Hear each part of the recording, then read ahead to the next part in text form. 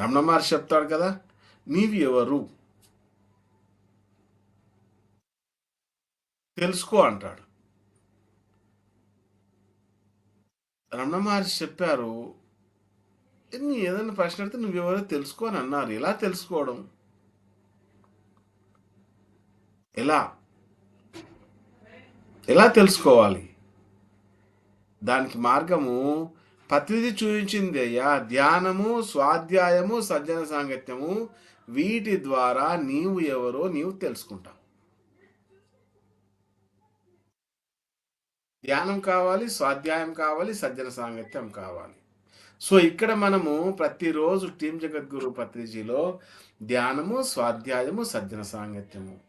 ఈ సజ్జన సాంగత్యంలో మనకి పత్రిజీ సాంగత్యం కూడా దొరుకుతుంది. ఈ స్వాధ్యాయంలో పత్రిజీ అందించిన జ్ఞానం కూడా చదవడం జరుగుతుంది.